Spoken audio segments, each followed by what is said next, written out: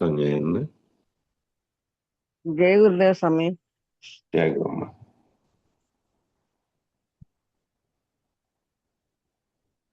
ఎవరు అయిపోద్దు మరి వంతున ఎవరు ఇప్పుడు ఆదివారమా? నాది మన్నాడు నాది వెంకటేష్ ఈరోజు వెంకటేష్ రాలేదా? సరే ఉన్నాడు, ఏడున్నాడు? లేడు.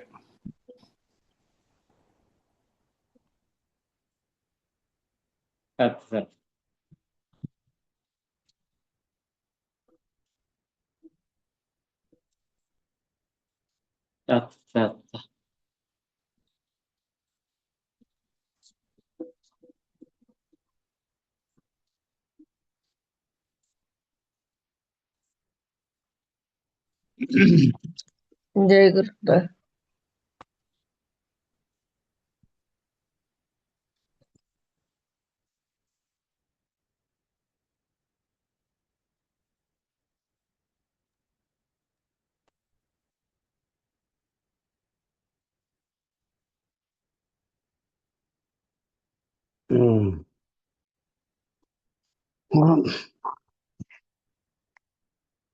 గురు బ్రహ్మ గురు విష్ణు గురుదేవో మహేశ్వర గురు సాక్షాత్ పరబ్రహ్మ తస్మై శ్రీ గురవే నమః. ఓం నమో బ్రహ్మాదిభ్యో బ్రహ్మ విద్యా సంప్రదాయ కర్తృభ్యో వంశ ఋషిభ్యో మహద్భ్యో నమో గురుభ్యః. సర్వోపప్లవరహిత ప్రజ్ఞాన ఘన ప్రత్యగర్ధో బ్రహ్మైవాహమస్మి అహం పదార్థరహితః. గురవే సర్వలోకానాం విషజే భవరోగిణాం నిదయే సర్వ విద్యానాం శ్రీ దక్షిణామూర్తయే నమః. బృహద్వాసిష్ట సిద్ధాంతం పూర్ణబోధోపదేశిక వెంకటేశ్వర యోగీంద్రం సద్గురుభ్యో నమో నమః. ఆత్మానాత్మమతీతమనిశం కేవలాత్మోపదేశిక వేముల రామయార్య యోగీంద్రం సద్గురుభ్యో నమో నమః. క్షరాక్షరమతీతంచ అచల పూర్ణోపదేశిక శ్రీ పూర్ణానంద పుల్లయార్య సద్గురుభ్యో నమో నమః. ద్వయాత్మరహిత సిద్ధాంతం పరమపురుష ప్రబోధకం శ్రీ వివేకానంద సుబ్బయార్య సద్గురుభ్యో నమో నమః. అస్మద్గురు సమారంభం కృష్ణ సాందీప మధ్యమం ఓంకారపీఠ పర్యంతం వందే గురు పరంపరం. జై సద్గురు ప్రభు మహారాజుకు జై, గురు పరంపరమకు జై. జై గురు.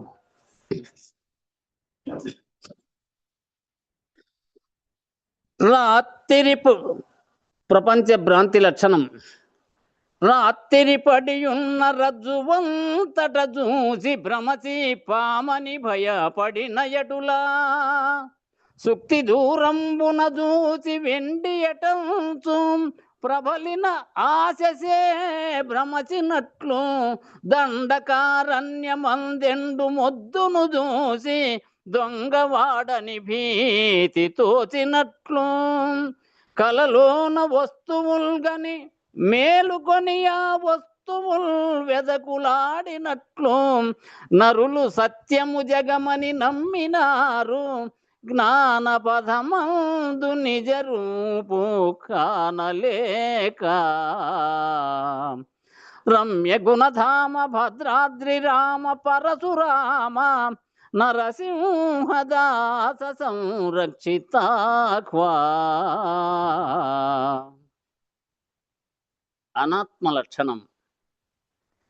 జన్మాస్త వృద్ధుల క్షయ పరిణామ వినాశములు షడ్విధ వికారములనాత్మ ఘన బాల్య యౌవన కౌమార వార్ధక్యములు జాగ్రత్తాద్యవస్థలు ననాత్మ కమనీయ మదహంకార భూజల హుతాచన శమీరాంతరిక్షములనాత్మ త్రిగుణముల్ స్థూలాది దేహత్రయంబులన్నమయాది పంచకోశములనాత్మ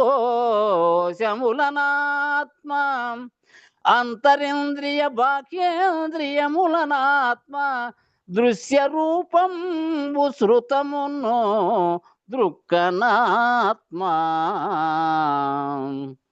రమ్య గుణధామ భద్రాద్రి రామ పరశురామ నరసింహదాస సంరక్షితాఖ్వా. సాధన చతుష్టయ సంపత్తి. సత్యంబు బ్రహ్మసత్యంబు సర్వ ప్రపంచంబు అని విమర్శించువాడు,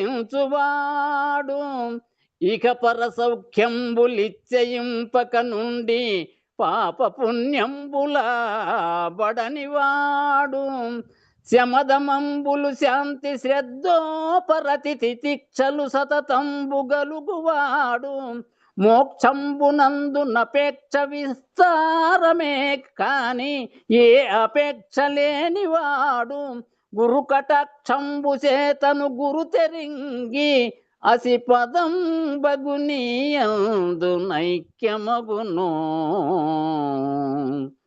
రమ్య గుణధామ భద్రాద్రి రామ పరశురామ నరసింహదాస సంరక్షితాఖ్వా. జై సద్గురు ప్రభు మహారాజుకు జై, గురు పరంపరముకు జై. జై గురు.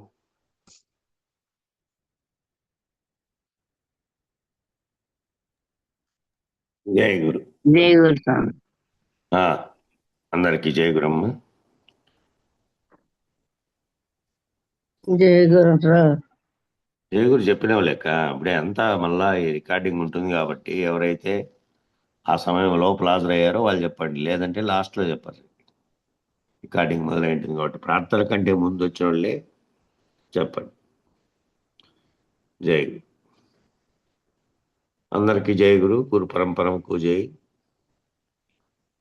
కాబట్టి వినజేసద కలజేసదనే స్థితికి చేరిన గురువును ఆశ్రయించడం చాలా అవసరం. శిష్యుడు ఎటువంటి గురువు దగ్గరికి పోయి ఆశ్రయం తీసుకోవాలంటే వినజేసి కలజేసేటువంటి సామర్థ్యం కలిగినటువంటి గురువు దగ్గర తీసుకోమంటున్నారు. ఎందుకు అలా ఆశ్రయించమంటున్నారు? తీసుకోవడం అంటే ఉపదేశం అనుకోండి. ముందు ఆశ్రయించడమే, అటువంటి గురువునే ఆశ్రయించాలి. అలా ఎవరైతే ఆశ్రయిస్తారో ఆ ఆశ్రయించినటువంటి సశిష్యులను ఇలా బుద్ధి చైతన్యంలో లీనం చేసే పనిలో సహాయపడేవాడు గురువు. ఆ బుద్ధిని చైతన్యము, ఏ చైతన్యం అయితే పనిచేస్తుందో ఆ చైతన్యంలో తనకు తాను ఏదైతే తెలుసుకుంటున్నాడో దాంట్లో విశ్లేషణ చేయగలిగినటువంటి బుద్ధి యొక్క సహాయంతో అన్నిటినీ గుర్తెరగలిగేటువంటి, భ్రాంతి చెందకుండా తెలుసుకోగలిగేటువంటి స్థితికి వాళ్ళ బుద్ధి వచ్చేటట్టుగా గురువు సహాయపడతాడు. అలా లీనం చేసిన తర్వాత బుద్ధికి స్వేచ్ఛ లభిస్తుంది. అప్పటి వరకు ఏం చేసింది బుద్ధి? చిత్తవృత్తుల చేత పరిమితించబడి బంధించబడి ఉంది. అంతకుముందేమో అనేక రకాలైనటువంటి మనసుకు సంబంధించిన చిత్తవృత్తులు, చింతలు, తర్వాత వేరువేరు భ్రాంతులు తన లోపల ఉన్నాయి అట్టి గురువుని ఆశ్రయించక ముందు. ఆ గురువు ఒక్కటొక్కటిగా ఏదైతే బంధించబడిన దాంట్లోకి బుద్ధి పోయి ఇరుక్కుంటుందో మనసు బుద్ధి, ఆ బంధించబడే దాంట్లో నుంచి స్వేచ్ఛ ప్రసాదించి ఈ చిత్తవృత్తుల చేత పరిమితించబడిన స్థితిలో లేకుండా దాంట్లో నుంచి విడుదలయ్యేటట్టు చేస్తాడు గురువు. బుద్ధి ఎప్పుడైతే చైతన్య స్థితిని పొందుతుందో తన యొక్క స్వప్రకాశమానమైనటువంటి స్వకీయమైనటువంటి స్వేచ్ఛాయుతమైనటువంటి నిత్యబుద్ధ శుద్ధమైన స్థితి అందు నిలకడ చెందుతుంది. బుద్ధి ఎప్పుడైతే అట్లా చైతన్య స్థితిని పొందితే తన యొక్క స్వప్రకాశమైనటువంటి, తాననే దానికి స్వప్రకాశంగా ఉన్నది, ఆత్మ స్వప్రకాశంగా ఉన్నది, దాని ప్రకాశించేతనే సర్వము జరుగుతుంది. స్వకీయమైనటువంటి స్వేచ్ఛాయుతమైనటువంటి తన నిజస్థితి ఏదైతే స్వకీయంగా ఉందో తన నిజానికి ఆత్మ స్వరూపంగా ఉన్నటువంటి వాడు. అయితే మరినా అంతకుముందు స్వేచ్ఛాయుతమైనటువంటి నిత్య బుద్ధ శుద్ధమైనటువంటి స్థితిలో ముందు ఉంది. వ్యవహార జగత్తులోకి వచ్చి తాను ఈ విధంగా బంధీకృతం కానప్పుడు ఈ విధంగా దీంట్లో పరిమితించబడకుండా ఉండనప్పుడు నిత్యంగా బుద్ధంగా శుద్ధంగా ఆ స్థితిలోనే ఉంది అంతకుముందు. కానీ జీవుడుగా భావన చెంది జగత్ అనే దానితో తాయత్వం చెంది మనోవృత్తుల చేత పరిమితించబడిన స్థితిలో ఆ విధంగా అయింది. దాన్ని గురువు తెలియజేసి మళ్ళీ తన పూర్వపు స్థితిలో పెట్టడానికి ప్రయత్నిస్తాడు. అలా నిలకడ చెందుతుంది. అట్లా నిలకడ చెందినటువంటి మనోబుద్ధుల చేత మాత్రమే ఆత్మ సాక్షాత్కార జ్ఞానం సాధ్యమవుతుంది. ఆత్మ సాక్షాత్కారం జ్ఞానం తెలవాలి అంటే మనోబుద్ధులు నిలకడ చెంది ఉండాలి. నిలకడ చెంది అటువంటి గురువు చేరుకున్న తర్వాత నీ నిజస్థితిని గురించి, వ్యవహరిస్తున్నటువంటి నీ నామరూపాత్మక శరీరంతో పేరుతో కాకుండా నీలో ఉన్నటువంటి స్వతహాగా ఉన్నటువంటి ఏదైతే శుద్ధమైనటువంటి చైతన్యం ఉందో ఆ స్థితిలోకి మళ్ళీ నువ్వు చెంది నిలకడ చెందితే ఈ మధ్యలో వచ్చినటువంటి దానితో మధ్యలో వచ్చినటువంటి బంధాలతో లేకుండా ఆత్మ సాక్షాత్కార జ్ఞానం, నువ్వు ఏ ఆత్మ సాక్షాత్కారం చేత ప్రకాశం కలిగి నీలో ఈ సర్వము ఏర్పడినాయో దానికి సాధ్యమవుతుంది. అట్టి ఆత్మనిష్ఠునికే బ్రహ్మానుసంధానం సాధ్యమవుతుంది. అటువంటి ఆత్మనిష్ఠునికైతేనే బ్రహ్మానుసంధానము అంటే నీ యొక్క ఆత్మే చైతన్యంగా ఉండి నీవే ఈ జీవుడి స్థాయిలో నుంచి విచారణ తర్వాత ఆ జీవుడు అనేటువంటి వ్యష్టి ఎరుకగా ఉన్నటువంటి స్థితిలో నుంచి అఖండ ఎరుకగా ఉన్నటువంటి సృష్టికి కారణమైన బ్రహ్మ స్థితిలోకి పోతే నేనే ఒకప్పుడు ఈ సృష్టి ఏర్పడకముందు ఈ ఆత్మగా ఉన్నదే పరమాత్మగా ఉండి ఏ సంకల్పం చేత అయితే సర్వము ఏర్పడిందో అది నేనేను అని బ్రహ్మకు అనుసంధానం కాగలుగుతాడు. ఆ బ్రహ్మకు అనుసంధానం కావడానికి సాధ్యమవుతుంది. అలా ఎవరైతే ఆత్మ సాక్షాత్కార జ్ఞానం పొందారో అట్టి బ్రహ్మనిష్ఠునికే పరమును ఎరిగేటువంటి అవకాశం కూడా అట్టి బ్రహ్మనిష్ఠునికే ఉంది. తాను బ్రహ్మనిష్ఠుడై ఉండాలంటే తాను నామరూపాత్మకమైనటువంటి శరీరంతో తాదాత్మత నుంచి విడిపడినటువంటి వాడు ఉండాలి. శరీరం పనిచేసినప్పటికీ తన శరీరంగా ఉన్నటువంటి ఆవరణలో ఉండి పనిచేస్తున్నటువంటి ఆత్మగా స్వయం ప్రకాశం కలిగినటువంటి ఆత్మగా అతను ఎవరైతే నిలకడ చెందినాడో ఆయనే బ్రహ్మనిష్ఠుడుగా బ్రహ్మానుసంధానం సాధ్యపడతాడు కావడానికి. అట్టి బ్రహ్మనిష్ఠుడికే పరం ఎరిగే అవకాశం కూడా బ్రహ్మనిష్ఠుడు అంటే ఆ కనీసం తాను బ్రహ్మమును అనే స్థితికి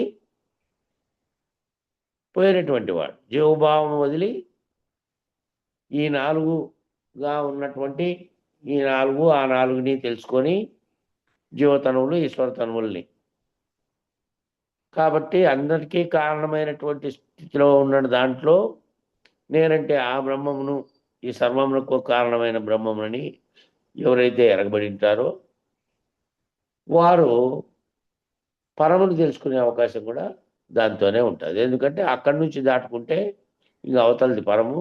ఆ సృష్టి లేనప్పుడు ఏ స్థితి ఉందో బయలుగా ఉన్నటువంటి అది గురుకృప చేత మాత్రమే కలుగుతుంది. అట్టి ఎరుక కలిగిన వారికి మాత్రమే ఎరుక విడిచడం ద్వారా బయలు దర్శించగలిగిన సామర్థ్యం. ఎట్టి ఎరుక ఏ ఎరుకను గురించి విచారణ ఇది. ఎరుకను గురించి విచారణ ఎరుకను వదిలిపెట్టమనేటువంటి ఎరుకను వదిలితే ఇక్కడ అక్కడ రెండు చోట్ల ఆ ఎరుకలన్నీ పోతే ఉన్నటువంటిదే బయలుగా ఉన్నది. కానీ ఈ దేని ద్వారా విచారణ చేస్తున్నారంటే అట్టి ఎరుక ద్వారానే విచారణ చేస్తున్నారు. చేసి అట్టి ఎరుక ఏమని ఏం కలగాలి? ఏ ఎరుక నీలో ఉన్నదో అదే సమిష్టిలో ఉన్నటువంటి బ్రహ్మముగా ఉన్న ఎరుక. ఆ బ్రహ్మం అనే ఎరుక కూడా వదిలితే బయలును దర్శించగలిగిన సామర్థ్యం ఏర్పడుతుంది. కాబట్టి ఈ వినజేసద కనజేసద అనేటువంటి పూర్ణబోధలో చాలా అత్యంత ముఖ్యమైనటువంటి పునాది ఘనమగు ఈ బోధ వినకన నొల్లనట్టి ముఖ్యమైనటువంటి ఆ కందార్థంలో ఈ వాక్యం మా వినజేసద కనజేసద అనేటువంటి కందార్థంలో ఘనమగు ఈ బోధ, ఘనమైనటువంటిది ఈ బోధ వినకన వల్లనట్టి, వినేది చూసేది లేనటువంటి ఈ ఘనమైనటువంటి బోధ అంటే చాలా రకాలైనటువంటి సిద్ధాంతములు, ఆచార వ్యవహారములు, ధార్మిక మార్మిక పద్ధతులు గలవు. ఈ ఘనమైన పూర్ణబోధ అనేది చిట్ట చివరిది. ఘనము కొనడానికి కారణం అదే. ఎందుకంటే మానవుడు తాను ప్రకృతి అర్థం కానప్పుడు అడవిలో జంతువులాగా జీవిస్తున్న కాలంలో ఎక్కడి నుంచి ప్రకాశం వస్తుందో, ఎందుకు చీకటి ఏర్పడుతుందో, ఆయా ఋతువుల్లో ప్రకృతిలో నుంచి ఏమేం జరుగుతుందో దానిలంటి తెలుసుకోలేక భయపడి వర్షం వచ్చినప్పుడు దాక్కున్నాడు. మళ్ళీ సూర్యుడు వస్తానే దానికి ముక్కున్నాడు. దీనంతటికీ ఆ చెట్లుంటే చెట్లు ఆ దాని త్వరల్లో దూరుకున్నాడు, పెద్ద పెద్ద మహావృక్షాల్లో. లేదా ఏవైనా గుహలుంటే ఆ గుహల్లో దూరుకున్నాడు జంతువుల బారి నుండి తప్పించుకోవడానికి. అనేకమైనటువంటి పడే రోజుల్లో ఆ ప్రకృతికే చేతులెత్తి మొక్కాడు. ఆ సూర్యునికి ఇది తెలియదు ఎక్కడి నుంచి వచ్చింది, దీనికి కారణం ఏమిటి, ఈ సిద్ధాంతం అంతా ఈ సిద్ధాంతాలు పుట్టని రోజుల్లో. అలా మొదలైనటువంటి వారి ఆలోచనలో ఏమిటి దీనికి ఆధారం, ఎక్కడి నుంచి వచ్చింది, ఎందుకు ఇది జరుగుతోంది, ఇవన్నీ జరుగుతున్నాయి అనే ప్రశ్నతో మొదలుపెట్టి ఇంకా అక్కడి నుంచి తనకు అతీతంగా ఏదో ఉండి ఈ జగత్తునంతటి నడిపిస్తోంది అని పరిశోధన చేసినందువల్లనే ఒక్కొక్కరికి తట్టింది ఒక్కొక్కరు దాన్ని సిద్ధాంతీకరించుకుంటూ వచ్చారు. మానవుడు తెలివైన వాడు, మానవుడు బుద్ధి వికాసం కలిగిన వాడు కాబట్టి ప్రకృతిని తనకు అనుకూలంగా మలుచుకొని తాను ఇతర జీవులన్నిటికంటే గొప్పగా ఎదిగాడు. తన మూలాన్ని, ఈ ప్రకృతి మూలాన్ని, దానికి అతీతంగా ఉన్న పరమాత్మను గురించి అన్నిటి గురించి తెలుసుకోగలిగిన సామర్థ్యం కలిగింది మానవునికి. కాబట్టి ఈ ఘనమైనటువంటి ఘనమైన బోధ అంటే ఈ బోధ కంటే అంతకుముందు అనేక ఆచార వ్యవహారములు ఎక్కడి నుంచి మొదలైనాయంటే చెట్టును పుట్టను మొక్కే చోటు నుంచి మొదలై, విగ్రహాలను మొక్కే చోటు నుంచి మొదలై, లేదంటే ప్రకృతిని మొక్కే స్థితి నుంచి మొదలై, అక్కడ ఉన్నటువంటి సూర్యచంద్రాదులను మొక్కే స్థితిలో నుంచి తాను ఏమిటి అని తెలుసుకునే కోసం ఏర్పరిచినటువంటి అనేక సిద్ధాంతాల్లో ఘనమైనటువంటి ఈ సిద్ధాంతం ఘనమైనటువంటిది. ఇది మళ్ళీ తిరిగి రానటువంటి, జన్మకు రానటువంటి ఈ సిద్ధాంతం కాబట్టి చిట్ట చివరిది ఇది. ఘనము అనడానికి కారణం ఏమిటంటే ఘనమునకు కదలని లక్షణం ఉంది. ఘనీభవించింది అంటే గడ్డగట్టింది అంటే కదలదు. ఒక రాయి ఘనీభవించినటువంటి ఒకప్పుడు ద్రవ పదార్థము తీవ్రమైన వేడితో అది మళ్ళీ గడ్డగట్టబడితే అదే రాయి అయింది. కొండల్లో ఉన్నటువంటి రాళ్ళన్నీ అవే. భూమి తీవ్ర వేడికి గురైనప్పుడు, ప్రపంచమంతా అతలాకుతలమైనప్పుడు ఏవైతే ఇట్లా ఎగసి పడ్డాయో ఆ ఎగసి పడినవి అట్లాగే గడ్డగట్టి కొండలుగా ఏర్పడినాయి ప్రకృతిలో. భూమిలో జరిగినటువంటి విస్ఫోటనాల వల్ల. కాబట్టి ఇది ఘనమగు అనే పదం ఏంటంటే ఘనము, అది కదలదు. అది కదిలించే శక్తే, దాన్ని కదిలించే శక్తి కానీ, అది కదిలేది కానీ దానికి లక్షణం ఏమీ ఉండదు. మిగిలిన వాటన్నిటికీ కదిలే లక్షణం ఉంటుంది, ఘనమైన దానికి కదిలే లక్షణం ఉండదు. కాబట్టి ఈ ఘనము అంటే అర్థం కదలని దాన్ని సూచించే బోధ అని అర్థం. ఎందుకంటే మిగిలినవన్నీ చరములు, కదిలేటటువంటి వాటిని మాత్రమే బోధిస్తాయి అవన్నీ. అందువల్లనే అధ్యారోప అపవాద పద్ధతిగా, అధిష్టాన ఆశ్రయ పద్ధతిగా, దానివల్ల ఆధ్యారోప అపవాద పద్ధతిగా అంటే లేనిదానిని ఆరోపించి ఆ చర్చ అయిపోయిన తర్వాత తాను లేనిదని తెలుసుకోవడానికి ఉదాహరించినటువంటి ఆధ్యారోపం. అదిలో అది లేదు, నిజానికి మధ్యలో వచ్చింది, ఆరోపించబడింది అపవాదంగా. మళ్ళీ తిరిగి అది లేనిది అని తెలిసిన తర్వాత అది లేదు, అది అపవాద కేవలము అనేది తెలిసింది. అధ్యారోపం అంటే ఆదిలో లేదు, మధ్యలో ఆరోపించబడింది, ఆఖరుకు అది అపవాదంగా తేలింది. అట్లా అధ్యారోప పద్ధతిగాను, అధిష్టాన ఆశ్రయ పద్ధతిగాను బోధించేటువంటి బోధలన్నిటినీ తెలిసి, ఈ పద్ధతిలో బోధిస్తున్నటువంటి అనేక బోధలన్నిటినీ తెలిసి, దర్శించి, అనుభవించి ఆ బలాన్ని పొందిన వారు మాత్రమే ఈ బోధలన్నిటిలోని మర్మాన్ని వాళ్ళు విచారించి, మళ్ళా విచారించిన దాన్ని తమలో అనుభవపూర్వకంగా దర్శించి, ఏదైనా ఎక్కడైనా ఇది కాదు, ఇది పద్ధతి సరైనది కాదు, అనేటువంటి అనేకమైనటువంటి వచ్చినాయి కాబట్టి ఆయా వాదాలు అంతకుముందు వచ్చిన దానిలన్నిటినీ తోసిపుచ్చుకుంటూ వచ్చారు. పురాతన సనాతనమైనటువంటి వేదాల్లో కూడా అచలోయం సనాతన అన్నప్పటికీ ప్రత్యేకమైనటువంటి సిద్ధాంత రీతిగా మాత్రమే ఒక చోటికి కూర్పు చేయలేదంతే. ఎప్పటి నుంచినో అనాదిగా ఉన్నప్పటికీ అచలబోధ అట్లా ప్రత్యేకంగా శివరామకృష్ణులు కూర్పు చేశారు కాబట్టి ఆయనకు ఈ సిద్ధాంతకర్తగా వచ్చింది. కానీ ఆ సిద్ధాంతం లేదా అంటే వేదాల నుంచి స్వీకరించబడిందే. ఆయన కంటే ముందు బోధించినటువంటి కృష్ణ పరమాత్ముడు కానీ వాళ్ళ గురువు కానీ అంతకుముందు అనేకులు దీంట్లో బోధించినటువంటి వాళ్ళంతా పరంపరగా మనం చెప్పుకుంటూ ఉంటాం. కాబట్టి ఈ పద్ధతిగా దర్శించి అనుభవించి వాళ్ళు ఆ బలాన్ని పొందినవారు మాత్రమే, ఎవరైతే ఆ అనుభవపూర్వకమైనటువంటి దర్శనా స్థితిని పొంది బలాన్ని ఎవరైతే పొందారో వాళ్ళు ఈ వార్తీక పద్ధతి అయినటువంటి బోధకు అర్హులవుతారు. ఇది వార్తీక పద్ధతిలో నిర్ణయాత్మకమైనటువంటి బోధ. ఇది ప్రతిదాన్ని వస్తు నిరూపితంగా ప్రతిదాన్ని విచారణ చేసి ఏది ఉందో ఏది లేనిదో నిరూపించి చెప్పేటువంటి వార్తీక పద్ధతి కలిగినటువంటి బోధ ఇది. అటువంటి బోధకు అర్హులవుతారు ఎవరు? అటువంటి అనుభవాన్ని పొందినటువంటి వారు మాత్రమే. ఘనమైన అనగా మహాకారణ స్థితి లేనిదని నిరూపించేది. ఘనమైన అని ఎందుకన్నారంటే మహాకారణ స్థితి ఏదైతే ఉందో సృష్టికి కారణం మహాకారణంగా ఉన్నది కూడా లేనిదే. ఏది అంతకుముందు అవ్యక్తంగా ఉండి వ్యక్తం కావడానికి ఏ సంకల్పం మొదట కలిగి ఆటి నుంచి సర్వమునకు కారణమైందో అది లేనిదే అని నిరూపించేది. ఇది ఘనమైనదే అంటే మహాకారణ స్థితి కూడా లేనిది. నిజానికి ఈ సృష్టిగా వచ్చిందని భావిస్తున్నటువంటి అదంతా నిజానికి లేనిదే. అంతా అర్థమైన తర్వాత ఇది కలగా నిరూపించి ఇది లేనిదే, నిజానికి లేనే లేదు, కేవలం తోచినది అని నిరూపించేటువంటి స్థితి ఇది. ఈ వార్తీక పద్ధతిగా బోధించే బోధ వలన కదలని స్థితిని, ములుగుచ్చలందు సందు లేకుండా ఉన్నటువంటి స్థితిని పొందుతాం. ఈ పద్ధతిలో ఏముంటుందంటే కదిలేవన్నీ కేవలం మాయ చేతనే కదులుతున్నాయి, కేవలం అవన్నీ కలవంటివే.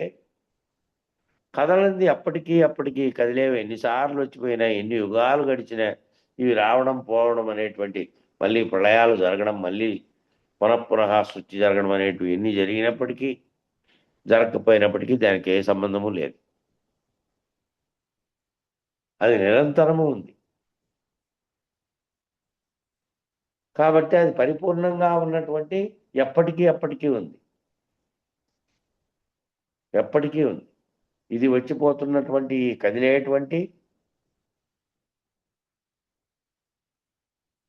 కదిలే బోధలన్నిటి ఈ గణమగి బోధ అంటే జనన మరణ రాహిత్యాన్ని పొందే మునుగుచ్చు సదులైనటువంటి స్థితిని, కదలనటువంటి స్థితిని నువ్వు పొందాలి అంటే నువ్వు పొందితే ఆ కదిలేటువంటి కాదే కారణంగా ఉండి మళ్ళీ బీజంగా ఉండి పునరుత్పత్తికి కారణమవుతుంది.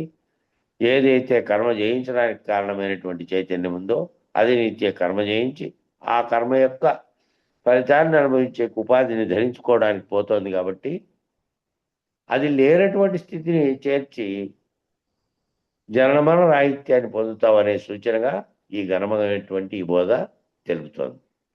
అయితే ఈ పూర్ణ బోధకు అధికారి ఎవరు అంటే విన కన ఉల్లము అంటే ఆ రకమైన స్థితి హృదయము. ఉల్లం అంటే హృదయం. ఆ రకమైన పరిపక్వత వల్లనట్టి అంటే అలాంటి పరిపక్వత లేనటువంటి వాళ్ళకి ఈ పూర్ణబోధ శ్రవణ మాత్రం చేత లభించదు. వినడానికి, దాన్ని మళ్ళీ అనుభవరీత్యా తనలోకి తీసుకొని కనడానికి వాళ్ళ యొక్క హృదయం అంగీకరించినటువంటి వారై ఆ హృదయం అటువంటి స్వీకరించే స్థితిలో ఉన్నటువంటి వాళ్ళైతేనే వాళ్ళు ఈ రకమైన పరిపక్వత కలిగి ఉంటారు తప్ప ఇది వల్లనట్టి అంటే ఏదో అది హృదయంలో తీసుకోకుండా స్వీకరించకుండా కేవలం ఏదో చెప్తుంటే ఆ చెబుతుంటే వినేది ఉందే, అది వాళ్ళు ఉల్లంలోకి తీసుకున్నట్టు కాదు, అంటే హృదయంలోకి తీసుకున్నట్టు కాదు. చెవులు శరీరానికి ఉన్న చెవుల వరకే పోతుంది, హృదయంలోకి పోలేదు అది అని అర్థం. కాబట్టి అటువంటి పరిపక్వత లేనటువంటి వాళ్ళకి ఈ పూర్ణబోధ శ్రవణ మాత్రం చేత లభించదు.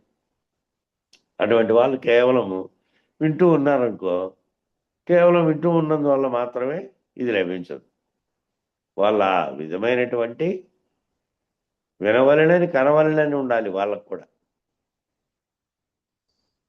అట్లా ఉండి దాన్ని తెలుసుకోవాలనే తీవ్రత ఉంటే తప్ప, తీవ్రతతో పాటు పరిపక్వత కూడా ఉంటే తప్ప, ఈ బుద్ధిని నువ్వు ఆశ్రయించినప్పుడే నీ గురువు దాంట్లో భ్రాంతులను తొలగించుకుంటూ పోయాడు. కాబట్టి దాని నుంచి నువ్వు అక్కడి నుంచి ప్రతి ఒక్కటి తెలుసుకోగలిగే స్థితికి నువ్వు వెళ్తూ ఉంటేనే సహాయం చేయగలడు గురువు.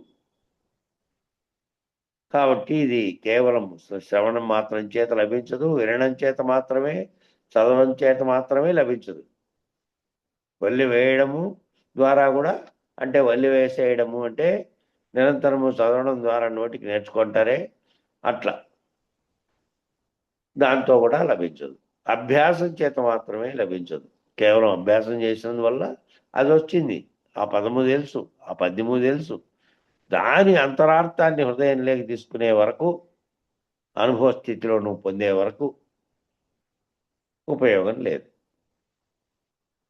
కాబట్టి ఆ విధంగా తీసుకునే స్థితిలో ఉంటేనే, అట్లా విననేర్చినటువంటి ఆ చెప్పనేర్చినటువంటి వాళ్ళ దగ్గర మీరు కూడా విననేర్చినటువంటి స్థితిలో ఉంటే, అటువంటి పరిపక్వత మీకుంటే, అప్పుడు ఆ గురువు చెప్పేది ఇదైతుంది తప్ప కేవలం వినడం ద్వారా, కేవలం అభ్యసించడం ద్వారా, కేవలం ఈ నోటికి నేర్చుకోవడం ద్వారా రాదు.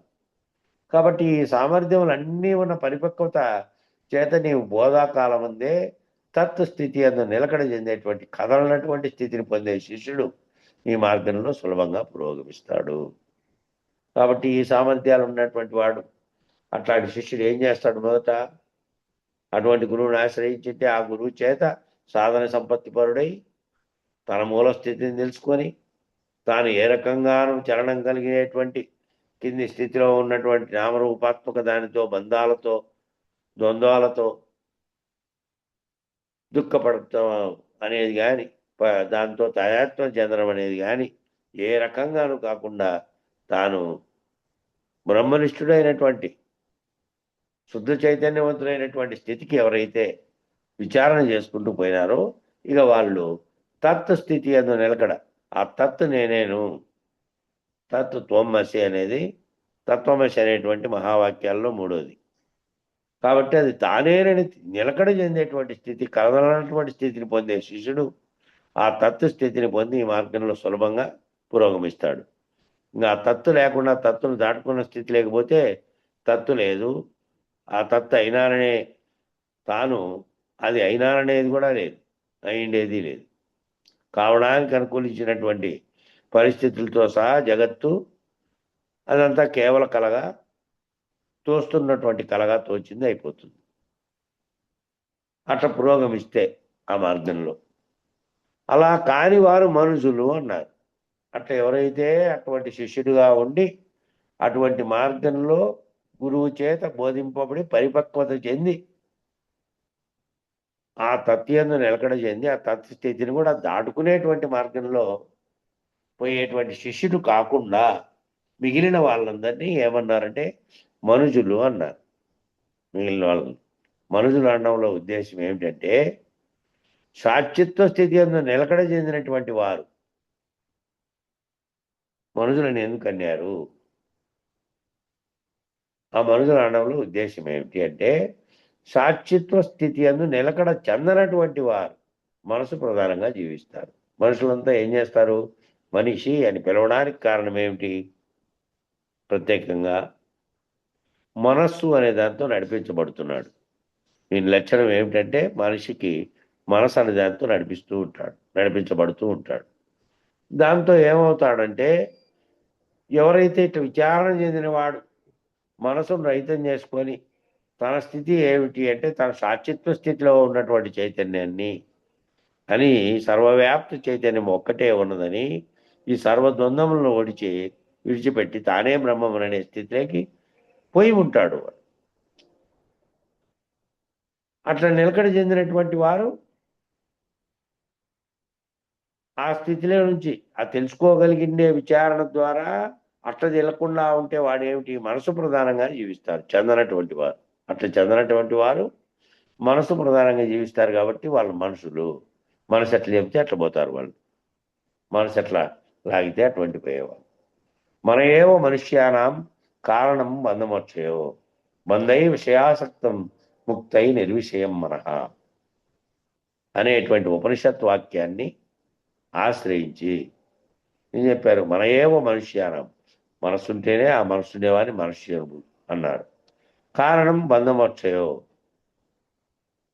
బంధమోక్షాలు అనే దానికి కారణంలో బంధీకృతులైనటువంటి వాడు విషయాసక్తుడైనటువంటి వాడు. ముక్తై నిర్విషయం మనః, నిర్విషయమైనటువంటి మనస్సుతో ఉంటే ఇక ముక్తి అయినట్టు. ఆ ఉపనిషత్ వాక్యాన్ని అనుసరించి ఎవరైతే ఆ మనస్సు నిర్విషయమైపోయినటువంటి స్థితిలోకి ఉన్నారో వాళ్ళు ముక్తి చెందినటువంటి వారు.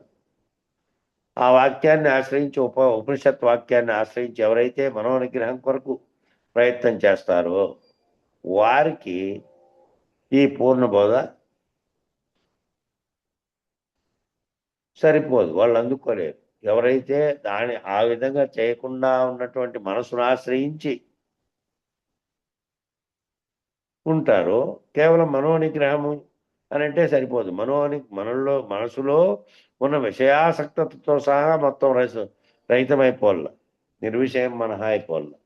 మనసు లేనటువంటి స్థితిని లేకపోవాలి. కానీ ఏ చైతన్యం దేని ప్రకాశం చేత ఈ మనసుతో సహా సర్వము పనిచేస్తున్నాయో శరీరంలో, ఈ మనసు కూడా అంతరంగ చతుష్టయంగా ఉండి ఈ 24 ఏవైతే ఉన్నాయో వాటిలో భాగంగా ఉంది కాబట్టి వీటన్నిటి అధిగమించిన స్థితిలో ఉన్నటువంటి అధిష్టానంగా ఉన్నటువంటి ఆత్మతత్వాన్ని గుర్తెరిగినటువంటి స్థితిలోకి ఎవరైతే అందుకోగలుగుతారో వాళ్ళకైతే సరిపోతుంది. ఈ మిగిలిన వారికి ఈ పూర్ణబోధ సరిపోదు, వాళ్ళు అందుకోలేరు.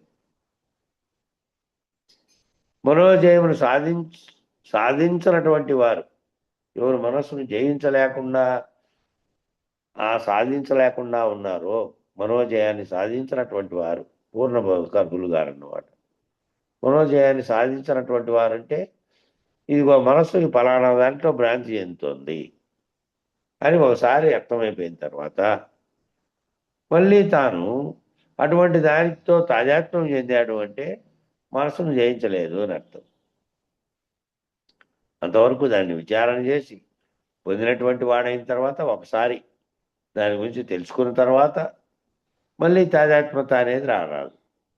తాను చూస్తూ ఉన్నప్పటికీ, తాను సాక్షిగా దాన్ని అంతటినీ గమనిస్తున్నప్పటికీ తాను అశరీరుడి వలె జరుగుతున్న సర్వము కలగా భావించినటువంటి స్థితిలో నిలకడ చెంది ఉండాలి. కాబట్టి అటువంటి వారు మనోజయమును సాధించలేకుండా ఎవరైతే ఉంటారో, మనసును సాధించినటువంటి వారు పూర్ణబోధకు అర్హులు కారన్నమాట. వాళ్ళు అటువంటి వాళ్ళు అర్హులు కారు. ఎందుకంటే మనసు చెప్పినట్టు పోతే మనిషి అవుతాడు. మనిషి ఏం చేస్తాడు? ఎట్లా వారికి బుద్ధి పుడితే అట్లా పోతాడు. కాబట్టి మనసు అనే దాన్ని విశ్లేషించి దాన్ని అదుపులో పెట్టి దానిని నిర్విషయం చేయగలిగే స్థితిలో ఉండకపోతే ఏదో తిని దాని మీద భ్రమ ఏర్పడింది, అక్కడ వాసన వచ్చింది, దానికి లొంగిపోతాడు. లేదంటే ఆడ వస్తువు ఉంది, ఎవరు చూడలేదు, దీన్ని తీసుకుందాం అనుకుంటుంది. మనసు అనుకుంటుంది. బుద్ధి చెప్పగలిగే సామర్థ్యం బుద్ధికి ఉండాలి. అది మనది కానప్పుడు దాని పట్ల ఆపేక్షేందుకు అనేటువంటిది. కాబట్టి ఇవన్నీ కదలికలు, మనసులో కదిలేటువంటి కదలికలకి గురి కాకుండా ఉన్నటువంటి మనసును జయించినటువంటి స్థితి లేకున్న వాళ్ళైతేనే ఈ బోధకు అర్హులు. అందువల్ల వారు తప్పక మొట్టమొదటి ఏం చేయాలి? అర్హులు కానటువంటి వారు, మనసును సాధించలేనటువంటి వాళ్ళు ఈ పూర్ణబోధలోకి వస్తే వాళ్ళు మొట్టమొదటి సాధనా చతుష్టయము, చతుర్వేద శుశ్రూషలు, శ్రవణ మన నిధిధ్యాసలు, మహావాక్య చతుష్టయము, అనుబంధ చతుష్టయము, ఇవన్నీ అధ్యయనం చేసి బోధకు అధికారిత్వాన్ని పొందవలసిన అవసరం ఉంది. ఇవన్నీ అధ్యయనం చేసి త్వరలో ఖచ్చితంగా ఇవి క్లాసులు ఇది చెప్పినటువంటివి ఖచ్చితమైనటువంటి సాధనా చతుష్టయము, చతుర్వేద శుశ్రూషలు గురువుకి ఏ విధంగా చేయాలి, శ్రవణం చేసిన దాన్ని శ్రవణ మనన నిధిధ్యాసలుగా ఎట్లా పెట్టుకోవాలి,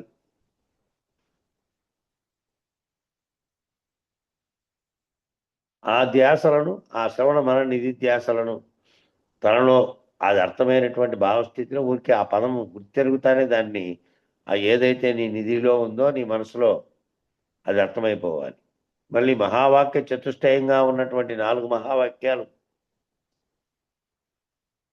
మళ్ళీ అనుబంధ చతుష్టయం. అది విషయం ఏమిటి, దానికి అధికారి ఎవరు, ఎప్పుడు చెప్పాలి అనే విషయాలు అనుబంధ చతుష్టయంలో ఉంటాయి. సంబంధము, విషయము, అధికారి. ఈ అనుబంధ చతుష్టయంతో సహా ఇవన్నీ అధ్యయనం చేయాల్సినటువంటి ఈ క్లాసులు పొందాల్సినటువంటి అసలు ప్రైవల్యాశ్రమం వాళ్ళు ముందు ఈ విషయాలే మొత్తం అంతా సంవత్సరాల తరబడి వాళ్ళకు బోధించేది. ఈ విషయాలు అయిపోయే వరకు ఇక వాళ్ళకు ఉపదేశార్హత లేదు. అక్కడ అంత కఠినంగా వాళ్ళు చేస్తున్నారు. కాబట్టి అట్లా చేసి అధ్యయనం చేసి బోధకు అధికారిత్వాన్ని పొందాల్సిన అవసరం ఉంది. ఇప్పుడున్న వాళ్ళు కూడా ఈ శిష్యులుగా అయినటువంటి వాళ్ళు ఖచ్చితంగా ఈ ముందు ఈడ చెప్పినటువంటి అంశాలను సాధన చేసి తీరాలి. మళ్ళా ఆ తర్వాత స్థితి నీవు బ్రహ్మనిష్ఠుడైనటువంటి సర్వసాక్షి అయినటువంటి ఎవరైతే ఉన్నారో అది నేనే అని కిందికి దిగిరానటువంటి తాదాత్మ్యం చెందనటువంటి అక్కడ సమిష్టిలో ప్రపంచంతో తాదాత్మ్యం చెందకుండా ఇక్కడ వెష్టిలో శరీరం నేననే భావనతో తాదాత్మ్యం చెందనటువంటి అన్నిటి కేవలం చూస్తున్నటువంటి సాక్షి స్థితిలో అయిపోయి బ్రహ్మనిష్ఠుడయ్యే వరకు ఈ సాధనలు చేస్తూనే ఉండాలి. ఇంకా బ్రహ్మనిష్ఠుడైన తర్వాత గురుకృప చేత ఈ ఎట్లా దాటుకోవాలి, దాటించే స్థితి ఆ గురువుకు తెలుసు. అది గురు గోప్యము అన్నారు. అది ఆయా శిష్యుని బట్టి ఆయన యొక్క మనస్థితిని బట్టి ఆ గురువు శిష్యుల ఇద్దరి మధ్య ఉంటుంది. అది కాబట్టి ఎవరైతే స్థూల సూక్ష్మ కారణ మహాకారణ నిర్ణయములను ఎరిగిన వారు ఉన్నారో ఆ నిర్ణయ బలం చేత ఆ పరిపక్వత చేత ఈ స్థూలం అంటే కనపడేటువంటి శరీరం, సూక్ష్మం అంటే కనపడకుండా మనలో ఉండి చైతన్యంగా ఉండి నడిపిస్తున్నది, కారణం అంటే దానికి ఏది కారణమై ఉన్నదో, దేని చేత ఆత్మ ప్రకాశించేత ఏ విధంగా వచ్చిందో, అది ఏర్పడకముందు అవ్యక్తం నుంచి మహాకారణం అనేది ఈ సృష్టికి కారణమైన సంకల్పం చేసిందో, ఈ 4 నిర్ణయాలను ఎరిగినటువంటి వారు ఎవరైతే ఉన్నారో ఆ నిర్ణయ బలం చేత ఆ పరిపక్వత స్థితి చేత అధికారులు అవుతారు. అటువంటి విచారణ చేసినటువంటి వారు ఆ 4 నిర్ణయాలను తెలియబడినటువంటి వారు ఆ నిర్ణయ బలం చేత ఆ పరిపక్వత చేత అధికారులు అవుతున్నారు. కాబట్టి అలాంటి అధికారిత్వాన్ని సంపాదించుకోమని చెప్పడము తనుజొచ్చిన త్రోవ బట్టి తాను ఏ విధమైన తోవలోకి వచ్చి పడ్డాడో ఆ వచ్చినటువంటి తోవలను బట్టి ఆ వచ్చిన తోవలో ఆయనకి ఏం తెలుసో దానిని బట్టి ఆయన మళ్ళా ఆ వచ్చిన తోవలో అధికారిత్వాన్ని పొందాలి. ఇందుకు అర్హుడేను ఇది పొందడానికి బోధ అనేటువంటి స్థితిలోకి రావాలి. అంటే అర్థం ఒక మూలం నుంచి అనంత సృష్టి వ్యక్తమై మరలా ఆ మూలానికి చేరితే మనం ఆ సృష్టికి ఆద్యులము. మనం ఎక్కడి నుంచి వచ్చామంటే ఒక మూలం నుంచి అనంత సృష్టి వ్యక్తమైంది. ఆ వ్యక్తమైనటువంటి స్థితిలో నుంచి అనేకత్వాన్ని పొంది ఆ వ్యక్తమైనటువంటి దాంట్లో బ్రహ్మాండం ఏర్పడింది, దాంట్లో అనేకమైన ప్రాణులు పిండాండాలు ఏర్పడినాయి. ఇవన్నీ మళ్ళీ అనేకత్వాన్ని పొందినాయి. ఈ అనేకత్వాన్ని పొందినటువంటి స్థితిలో నుంచి మళ్ళీ విచారణ చేత నువ్వు గనక మళ్ళా వెనక్కి ఆ మూలానికి చేరితే, ఎక్కడి నుంచి ఉత్పన్నమైందో ఆ మూలానికి చేరితే, ఆ మూలమును రహితం చేసుకుంటే, ఆ వచ్చిండే మూలంలో నుంచి అవతలికి పోతే దానికి మూలం లేకనే వచ్చింది, కేవలం కలవలే అని, కేవలం తోచింది నిజానికి రానే రాలేదు అనే పదం ఎందుకు వాడారంటే దానికి మూలమే లేదు. వచ్చినది ఫలానా విధంగా వచ్చింది అని సాంఖ్యం చెప్తున్నప్పటికీ రావడానికి కారణం ఏమిటి అనే దానికి మా ఆన్సర్ లేదు. కాబట్టి మూలం లేకనే వచ్చినటువంటి స్థితిలో అది ఉందనే విచారణ వరకు నువ్వు మళ్ళీ ఎక్కడి నుంచి వచ్చావు అక్కడ దాకా పోతే, అది లేనిదైతే ఇక నువ్వు లేవు, వచ్చినటువంటి ఏ దాని చేతనైతే వచ్చినట్టు నీకు తోచిందో ఆ తోచింది లేదు, జగత్తుగా కనపడుతున్నది లేదు, సృష్టిగా కనపడింది లేదు. ఏనాడు జరగనటువంటి, ఎప్పుడూ లేనటువంటి, ఎప్పటికీ ఉత్తబట్ట బయలుగా ఉన్నటువంటి స్థితిలో చేరుకుంటాడు. కాబట్టి ఈ విధంగా మనం ఈ సృష్టికి ఆద్యులం. అంటే ఆద్యులం అంటే మనమే ఈ సృష్టిలో వ్యక్తం కావడానికి ఆద్యులుగా ఉండి ఏ సంకల్పం చేత అయ్యామో అదే ముఖ్యమైనది. అది పోగొట్టుకోవడమే సంకల్పరహితం, బీజరహితం, మళ్ళీ జన్మం కాకుండా పోవడానికి కారణం. తెలుసుకోగలిగినటువంటి విషయం అది. కాబట్టి ఆద్యంతములు కలిగిన సృష్టి తన మూలం నుంచి ప్రకటితమవుతున్న వ్యవహరిస్తున్నట్లుగా ఉండి మరలా విలయం చెందుతోంది. దీనికి ఆద్యంతములు ఉన్నాయి, ఆది మళ్ళీ అంతం. ఆద్యంతములు లేనిదేది? ఏ పరిణామము చెందకుండా ఎప్పటికీ ఒకే రకంగా ఉన్నటువంటి పరిపూర్ణ పరబయలుగా ఉన్నటువంటిది ఆద్యంతములు లేనిది. దానికి ఆద్యంతములు లేవు. ఎందుకు అంటే అది ఒకప్పుడు పుట్టి మళ్ళీ పరిణామం చెంది మళ్ళీ నశించేటువంటి గుణం కలిగింది కాదు. ఈ సృష్టిగా ఉన్నటువంటిదేమో ఒకసారి కలిగి మళ్ళీ దాంట్లో పరిణామములు జరిగి అనేకమైనటువంటి వ్యవహారములు జరిగి మళ్ళీ ఆఖరికి విలయం చెందుతోంది, ఆఖరికి నశించేటువంటి స్థితికి పోతోంది. కాబట్టి సృష్టి తన మూలం నుంచి ప్రకటితమవుతున్నట్లుగా వ్యవహరిస్తున్నట్లుగా కనపడుతోంది, అంతే. మరలా ఏమవుతోంది? విలయం చెందుతోంది. అదే ఊర్ధ్వమూలం అధశాఖ. ఊర్ధ్వమూలం అధశాఖ అశ్వత్థం పాహురవ్యయం. అశ్వత్థ వృక్షము అనే దాంట్లో దీన్ని చందాంసి యస్య పర్ణాని యస్తం వేద సవేదవిత్ అన్న రీతిగా బ్రహ్మణోర్ అవ్యక్తాన్ మహత్వ అనే పద్ధతిగా ఉన్న విస్తారమైనటువంటి ధర్మమైన సర్వము కూడా ఊర్ధ్వమూలం అంటే పైకి ఉన్న ఏర్లు అన్నిటికీ, కింద ఉండే భూమి మీద ఉన్నటువంటి చెట్లకన్నిటికీనేమో కింద వేర్లుండి దాని నుంచి పైకి శాఖోపశాఖలుగా కొమ్మలు విస్తరించి ఉన్నట్టుగా ఉంది. ఇదేమో ఈ జగత్తుగా ఏర్పడినటువంటి దానికి అశ్వత్థ వృక్షంగా లేనిదే ఉన్నట్టుగా కనిపిస్తున్న ఈ అశ్వత్థ వృక్షమేమో మూలం ఊర్ధంలో ఉంది, కిందికి విస్తరించింది. ఊర్ధంలో ఏర్లు కిందికి విస్తరించింది. చందాంసి యస్య పర్ణాని యస్తం వేదవిత్తన రీతిగా బ్రహ్మణోర్ అవ్యక్తాన్ మహత్వ అనే పద్ధతిగా బ్రహ్మము అనేది నిజానికి లేనే లేకుండా అవ్యక్తంగా, వ్యక్తమే కానటువంటి స్థితిలో ఉన్నది. వ్యక్తం కావడానికి సంకల్పించి ఆ వ్యక్తమైన దాంట్లో ఆ అవ్యక్తంలో మహత్తు, ఆ మహత్తు అనే దాంట్లో మదహంకారము, ఆ దాంట్లో నుంచినే ఈ బ్రహ్మాండము నేననేటువంటి బ్రహ్మ పదార్థము, అందులో నుంచి ప్రతిబింబ చైతన్యంగా సర్వంగా ఏర్పడినటువంటి మిగతా సృష్టి అంతా వచ్చింది. మళ్ళీ అనేకత్వాన్ని కూడా పొందింది. మళ్ళీ విస్తరించబడినటువంటి సర్వము కూడా అందులో నుంచి వచ్చింది. నిజానికి అది లేనప్పుడు ఏముంది? శూన్యంగా ఉంది, కేవల శూన్యం మాత్రమే. ఆ శూన్యంలోంచినే ఈ సర్వము ఏర్పడింది. ఆ శూన్యం ఏమిటి అంటే ఆకాశంగా ఉన్న ఆ శూన్యం.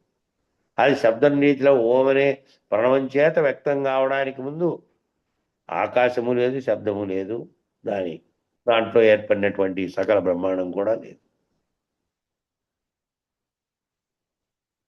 కాబట్టి ఇట్లా వ్యక్తంగా ఉన్న దాంట్లో వ్యక్తమై కేవలం అణువుగా ఉన్నటువంటి స్థితిలో నుంచి, అది కంటికి కనపడడానికి కూడా వీలు లేనటువంటి ఒక అణువు లాంటిది, అందులో నుంచి అణువులో అణువుగా ఉంది, మళ్ళా మహత్తుతో కలిగిన తర్వాత మహా బ్రహ్మాండంగా ఏర్పడడానికి కారణం కూడా అయింది.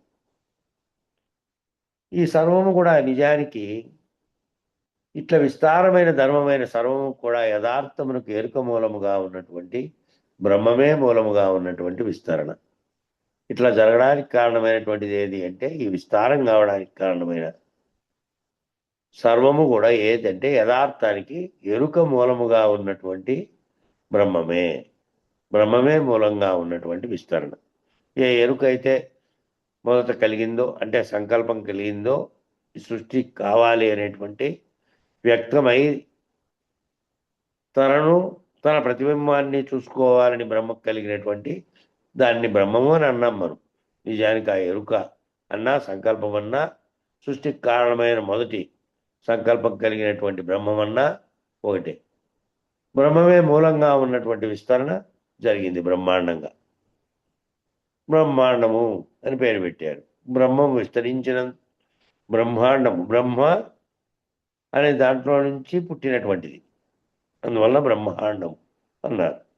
అంతటా విస్తరించి ఉన్నటువంటి చెరుదొచ్చిన త్రోవ బట్టి అంటే అర్థం ఏమిటంటే ఈ బ్రహ్మమనే మూలముగా భావించి విస్తరణకు మాత్రమే ఆవరణ సహితమైనటువంటి బోధలన్నిటినీ ఆశ్రయించి దానినే సత్యముగా భావించి నిలకడ చెందిన వాడికి ఈ పూర్ణ బోధ దానిని దాటించేటటువంటి పని.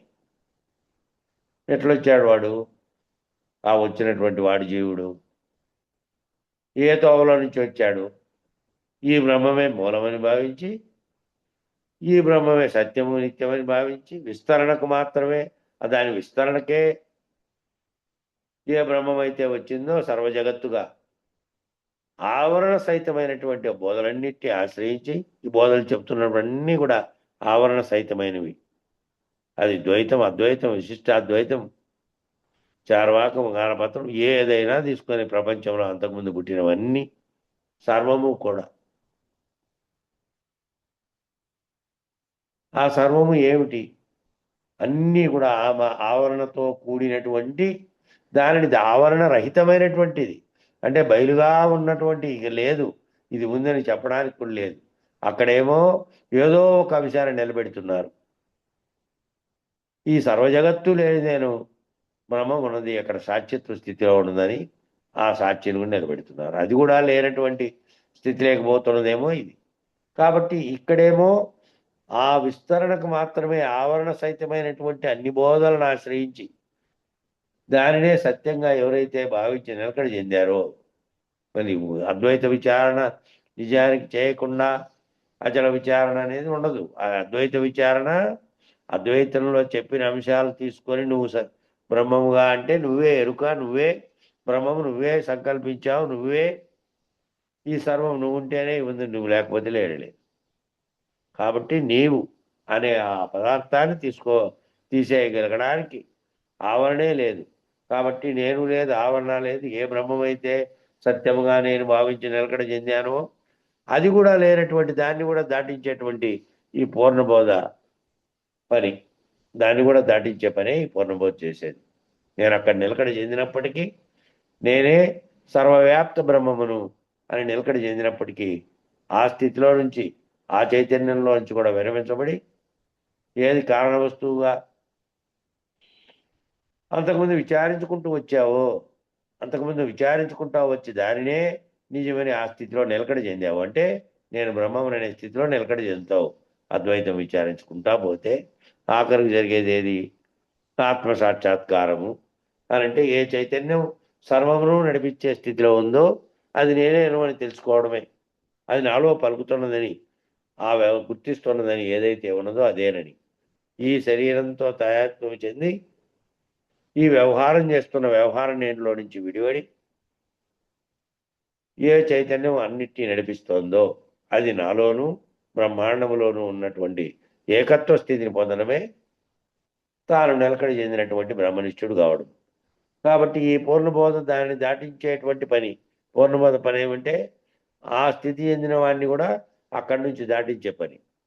అక్కడ దాటించకుండా అక్కడ ఉంటే నువ్వు ఆ స్థితిని పొందితే అదే నీవు లేవు, నీవనేటువంటి వానివి లేవు కాబట్టి సృష్టికి కారణమైనటువంటిది ఏదైదో అదే ఉంది. అది సాక్షిత్వ స్థితిలో ఉంటే నువ్వు దాన్ని తెలుసుకున్నావు కాబట్టి నువ్వే బ్రహ్మవు అని తెలుసుకున్నంత మాత్రం చేత సృష్టికి కారణమైనటువంటి వ్యక్తం కావడానికి మొదటి సంకల్పం ఎక్కడ జరిగిందో ఆ స్థితి అట్లే ఉంది కాబట్టి అది ఎప్పుడైనా సరే మళ్ళీ సంకల్పించింది అనుకోండి, అది బీజ వస్తువుగా ఉండి మళ్ళీ అది దాంట్లో నుంచి అంకురించడానికి కారణమైనటువంటిది అట్లాగే మిగిలిపోయి ఉన్నట్లు. కాబట్టి ఆ అంకురించేదానికి కారణమైనటువంటి స్థితిలో నిలకడ చెందిన వాడిని ఇక అక్కడి నుంచి అవతలికి పంపిస్తే మళ్ళీ వ్యక్తం కావడానికి అవకాశమే లేదు. ఆ స్థితిలో ఈ పూర్ణబోధ దాన్ని దాటించేటువంటి పని కాబట్టి తత్పరం చావలోకయేత్. తత్వమసి మహావాక్యంలో అసిపదాన్ని సూచిస్తూ అసిపదాన్ని దాటించే పని చేపట్టే ఆ దానికి ఏదైతే తత్ అనే దానికి అవతల పరముందో ఆ పరంలోకి తీసుకెళ్తే ఆ పరంలో లోకమే లేదు. తత్ అనేది కాటి నుంచి కిందికి వస్తే మళ్ళీ అంతా దీనికి సృష్టికి కారణమైన దాంతో సహా సర్వము. కాబట్టి తత్వమసి మహావాక్యంలో అసిపదాన్ని సూచిస్తూ, అసి అంటే అయినటువంటి పదం, తత్తేమో అది, త్వమేమో నేను అదేను అనేటువంటిది తెలియబడిందే అసి. ఆ పదాన్ని సూచిస్తూ అసిపదాన్ని దాటించేటువంటి పని చేపట్టే పూర్ణబోధ కాబట్టి దీనికి అధికారిత్వము బ్రహ్మనిష్ఠులై ఉండాలి. కాబట్టి దాన్ని సూచించే పదం కాబట్టి ఎట్లా అంటే అయి ఉండాలి, ఈ పూర్ణబోధలో తాను దాటుకునే స్థితికి అధికారిత్వం పొందినవాడు కావాలంటే ఆ గురువు అటువంటి స్థితిని పొందినటువంటి శిష్యుణ్ణి దాటించాలి అంటే ముందు తాను బ్రహ్మనిష్ఠుడై ఉన్నటువంటి స్థితిలోకి చేరి ఉండాలి. మహావాక్య నిర్ణయం తెలిసిన వారై ఉండాలి. మహావాక్య నిర్ణయం ప్రకారం నేనే ఆ త్వం ఆ తత్ అనే దాన్ని అయి ఉన్నటువంటి అసిని నేనే అయి ఉన్నా. ఆ రెండు వేరువేరుగా చూసా అంతకుముందు. తత్తేమో అదిగా, త్వం నేనుగా, రెండు వేరుగా చూశాను. విచారణ తర్వాత నేనే ఆ తత్తును ఇక్కడ పిండాండములో పిండాండకర్తగా ఉంటూ అక్కడ బ్రహ్మాండకర్తగా ఉంటూ రెండుగా వ్యవహరించింది నేనే అనేది తెలిసిన తర్వాత నేనే బ్రహ్మం అనేటువంటి నిర్ణయానికి వచ్చిన తర్వాత బ్రహ్మనిష్ఠుడుగా ఉన్నటువంటి స్థితిలో ఉంటే మళ్ళీ కిందికి తాదాత్మ్యం చెందని స్థితిలో బ్రహ్మనిష్ఠుడై ఉంటే అటువంటి వాడిని గురువు సులభంగా దాటించి తనలో లయం చేసుకోగలడు. కాబట్టి ఇద్దరుగా లేరు, గురువు శిష్యులు కూడా లేరు. మహావాక్య నిర్ణయం తెలిసిన వారై ఉంటే అట్లా ఉండాలి. ఉంటే మాత్రమే వారికి మాత్రమే మహావాక్య నిరసన చేసేటువంటి పూర్ణబోధన తెలియజెప్పడానికి వీలవుతుంది. మహావాక్యం యొక్క అంతరార్థంతో సహా తాను తెలిసి తాను బ్రహ్మనిష్ఠుడు కాగలిగితే ఆ మహావాక్యంలో తానెవరు అని బ్రహ్మనిష్ఠుడుగా అయినారో దాన్ని కూడా నిరసించేటువంటి ఆ మహావాక్యాలు 4 మహావాక్యాల సారాంశము ఏమిటి అంటే నేను బ్రహ్మమును అనే దాన్ని కూడా నిరసన చేయగలిగినటువంటి పూర్ణ బోధన తెలియజెప్పడానికి వీలవుతుంది. అట్లా మహావాక్య స్థితిలోకి తాను రాకపోతే, ఆ బ్రహ్మనిష్ఠుడైనటువంటి స్థితిలో తాను ఉండలేకపోతే, తాను మళ్ళా వ్యవహార జగత్తుతోనే తాయాత్వం చెందుతూ ఉంటే ఎట్లా దాటిస్తాడు? ఈ భ్రాంతి సర్వము పోయినటువంటి స్థితిలో ఉండాలి. ఈ సర్వభ్రాంతులు అన్ని వెష్టికాటి నుండి సమిష్టి దాకా ఉన్నటువంటి సర్వభ్రాంతులు పోయిన తర్వాత ఉన్నది ఒక్కటే ఉంది. సృష్టితో సహా సర్వం ఏర్పడక ముందు వచ్చినటువంటివన్నీ అనేక మార్గాల్లో నువ్వు విచారణ చేసిందంతా కేవలం వ్యర్థమైపోయింది. అదంతా వ్యర్థమే, ఈ అసలు స్థితి ఇది అని చెప్పడానికి ఇంత ప్రయాణం చేసినటువంటి వాడు తాను మహావాక్య నిర్ణయంలో తెలిసిన వాడై ఉండి బ్రహ్మనిష్ఠుడై ఉంటే దాన్ని కూడా నిరసించేటువంటి పూర్ణబోధం తెలియజెప్పడానికి అట్లాంటి వారికి వీలవుతుంది. అదే నిర్ణయం కాలేదు అనుకో, అది నిర్ణయం కాకుండా నువ్వు లేవంటే తాను లేనంటే తాను ఎట్లా లేడు అని తన శరీరాన్ని చూసుకుంటాడు. ఇంకా తాను ఏమిటి అంటే తాను సర్వవ్యాప్త చైతన్యంగా ఉన్నటువంటి నాలోనే ఉండి సర్వమును నడిపిస్తున్న అధిష్టాన చైతన్యాన్ని అనే స్థితిని పొందనటువంటి పరిపక్వత రానటువంటి వాళ్ళకైతే ఏమవుతుంది? నేను అంటే ముందు నేనే గుర్తొస్తుంది, శరీరం అనే నేను, వ్యవహార నేను. కాబట్టి దానికి అతీతంగా ఉన్నటువంటి నేను గుర్తెరిగి ఆ నేను లేనిదని, ఆ నేను అసలే లేనిదని, అసలే ఉన్నదనేటువంటి ఒకే ఒక చైతన్యమే సర్వవ్యాప్తంగా ఉన్న చైతన్యంలో నిలకడ చెందినాడంటే బ్రహ్మనిష్ఠుడై ఉన్నాడు అని. అట్లాంటి పరిపక్వత లేని వారు మొదటి మహావాక్య చతుష్టయాన్ని, దాని ద్వారా బ్రహ్మనిష్టని పొంది రావాలి అనే సూచనను ముందు ఇది పొంది రావన్నట్టు ఆ సూచననే చెరదొచ్చిన త్రోవ బట్టి అనే దాని ద్వారా తెలియజేస్తున్నారు. తాను ఏ ఏ దోవల్లో వచ్చాడో ఆ దోవలన్నిట్లోనూ వచ్చి లాస్ట్కు తెలుసుకోవాల్సింది ఏంటంటే ఆ మహావాక్య నిర్ణయాన్ని, ఆ 4 మహావాక్యాల నిర్ణయాన్ని పొంది ఆ సూచనను తెలియగలిగేటటువంటి స్థితిలోకి రావాలి. తినవంటే పులి వల్లదని లోకులైన వింటి, ఇది ఒక ఉపమానం. తినమంటే ఆ పులి తినను అనిందని. అంటే సాధారణంగా అడవిలో పులి నోట చిక్కినటువంటి ప్రాణి మళ్ళా ప్రాణాలు మిగిలే అవకాశం లేదు. పులి నోటికి చిక్కింది అనుకో, పులి ఆకలితో ఉంది అనుకో, ఎంత తీవ్రంగా ఎట్లో అట్లా నక్కి ఏమి చేసో దాన్ని పట్టుకొని ఇంకా దాని ప్రాణాలు తీసి తినేస్తుంది. అయితే తన కడుపు నిండింది అనుకో, అది పెద్ద జంతువు, తన కడుపు పట్టే అంత జంతువు కాదనుకో, ఓ దున్నపోత లాంటిది తినింది అనుకో, పెద్దదాన్ని చంపింది. కానీ తనతో పాటు మిగిలిన జంతువులు వచ్చి అక్కడ తింటానని తానేమీ పట్టించుకోదు. తన కడుపు నిండిన వెంటనే పక్కకు పోతుంది అంతే. ఇంకా మళ్ళా రేపటి కొనని ఇంకో దాన్ని రానికుండా చేద్దాం, దీన్ని ఎక్కడైనా దాచి పెడదాం, ఇదంతా లేదు. కాబట్టి ఆ విధంగా ఏదైతే దాని నోటికి చిక్కిందో దాంట్లో ప్రాణం మిగిలే అవకాశం లేదు. తప్పకుండా అది ప్రాణాలు కోల్పోల్సిందే. అది ఆకలితో ఉన్నప్పుడు దాని నోటికి చిక్కినారనుకో, అయిపోయాయి. అట్లా పులినోట పడ్డవాడు బ్రతుకుట కల్లా, పులినోట పడినవాడు బతికేది కల్లప్ప అని అంటారే. ఎందుకంటే అది ఖర్చేస్తుంది. దానికి చేతిగోరలేగాక పులి ముందు గొంతును పట్టుకునే తత్వం దాన్ని. ఎక్కడ తలకాయ ఉండి చూస్తూ ఉంటుందో దాన్నే పట్టుకుంటుంది ముందు. ఇక కొరికింది అనుకో, ఇక మిగతా శరీర భాగాలన్నీ బాగున్నా కూడా ఏం ప్రయోజనం లేదు, ఇంకా చచ్చడంతో సమానం. అట్లయితుంది. ఏ చేయో కాలో కొరికిందనుకో ఏం కాదనుకో, అట్లా ఎవరైతే దాని నోటికి చిక్కారో మిగిలే అవకాశం లేదు. పులినోట పడ్డవాడు బతుకట కల్లా అనేది నిశ్చయం అనేది మన కళ్ళ ముందు చూస్తున్నటువంటి సత్యం. అట్లాగే ఈ పూర్ణబోధ బోధించేటువంటి గురువు ఎటువంటి వాడంటే, నిజ గురువు ఎవరైతే ఉంటారో వాళ్ళు వ్యాఘ్ర సమానులు, పులితో సమానమైనటువంటి వాళ్ళు. ఈ పరిపూర్ణ బోధ అందించేటువంటి బోధించేటువంటి నిజ గురువు ఎవరైతే ఉన్నారో వాళ్ళు వ్యాఘ్ర సమానులు అంట. వ్యాఘ్ర సమానులు అంటే పులితో సమానులు. ఏం చేస్తారు వాళ్ళు? నేను లేకుండా చేస్తారు. లేకుండా చేయమంటే పులి నోటితో కలిసి చంపినట్టు కాదు.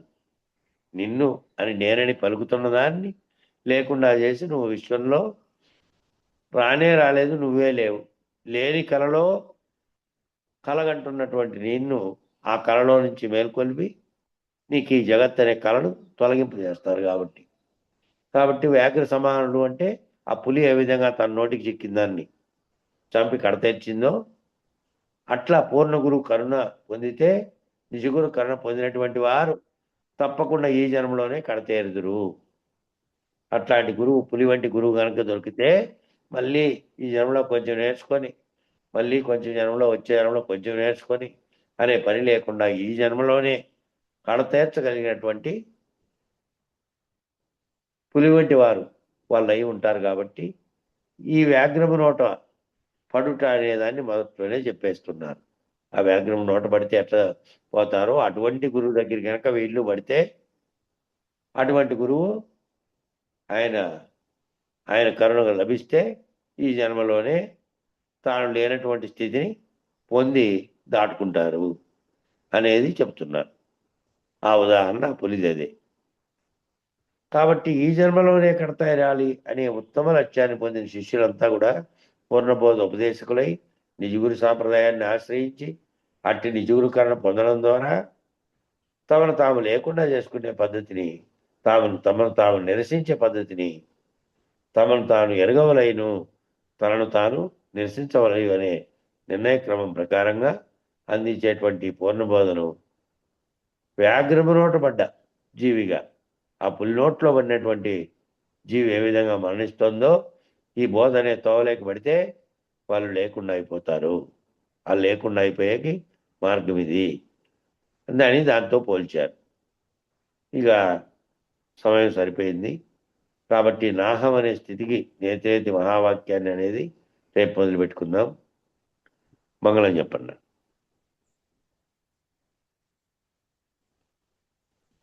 ధీర సంతత నిర్వికార నిర్మల నిర్విచార నిత్య నిరాకార అశరీర సార విహీన సంసార విధూర అవికార నిర్విషయ ప్రచార నిరాధార మంగళము మంగళము సద్గురుదేవా మంగళము మంగళము పుట్టి గిట్టకయున్న ఎట్టి ద్వయరహితం వైనట్టి ద్వాదశి వస్తు గుట్టు దయబుట్టి అట్టే శిరమున చెయ్యి పెట్టి జన్మము కాడ ముట్ట ఎరుకను వీడగొట్టిన ప్రభురాయా మంగళము మంగళము సద్గురుదేవా మంగళము మంగళము కాలకాలము నొక్క లీల నిలచి ఉండే చాలా కల ఎరుకకు అవలయ్యే వేళ మూలములేక గుర్తెరిగే శరీరమే కాలములేదని కీలు తెలిపిన స్వామి మంగళము మంగళము సద్గురుదేవా మంగళము మంగళము ఎన్నడేమియునుగాకున్న బయలందెరుక ఉన్నదన్న మాట సున్న పరిపూర్ణమున్నది స్వప్నమందెన్నో దోచిన రీతి ఎన్నడీ జగము లేదన్న సద్గురు రాయా మంగళము మంగళము సద్గురుదేవా మంగళము మంగళము సాటి లేని కృపతోటి బయలును చూసి పాటి ఎరుకను గోట మేటి ధరమేటి కోటి లింగయ్యకు ఈ సూటి నెరిగించిన ధీటు లేరే సూరి కోటేశ్వర ప్రభో మంగళము మంగళము సద్గురుదేవా మంగళము మంగళము మంగళం శ్రీ గురుదేవాయ మహనీయ గుణాత్మనే సర్వలోక శరణ్యాయ సాధురూపాయ మంగళం. జై సద్గురు ప్రభు మహారాజుకు జై. శ్రీ పూర్ణానంద పుల్లయార్య సద్గురు ప్రభు మహారాజుకు జై. శ్రీ వివేకానంద భండారు సుబ్బయార్య సద్గురు ప్రభు మహారాజుకు జై. గురు పరంపరముకు జై. గురు భక్త మండలికి జై. జై గురుస్వామి.